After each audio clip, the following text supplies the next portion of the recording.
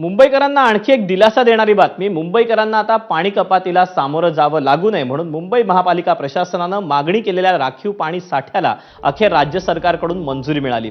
ऊर्ध्व वैतरणा धरणातून 68,000 दशलक्ष लिटर आणि भातसा धरणातून 1,13,000 दशलक्ष लिटर पाणी महापालिकेला मिळणार आहे. गेल्या वर्षीही महापालिकेनं अशाच प्रकारे राखीव साठ्याची मागणी केली होती.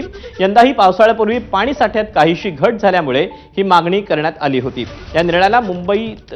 या निर्णयामुळे मुंबईला पावसाळा सुरू होईपर्यंत नियमित पाणी पुरवठा राहणार आहे. मुंबई महापालिका आणि जलसंपदा विभाग यांच्यामध्ये या संदर्भात समन्वय बैठक पार पडली होती.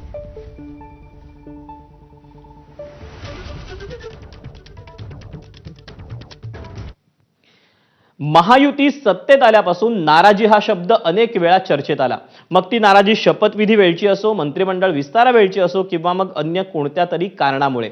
आणि या सगळ्या नाराजी नाट्याच्या केंद्रस्थानी राहिलेले दोन महत्त्वाचे चेहरे म्हणजे एकनाथ शिंदे आणि अजित पवार, दोघेही उपमुख्यमंत्री. आणि याच उपमुख्यमंत्र्यांच्या नाराजीचा मुद्दा पुन्हा एकदा रंगला.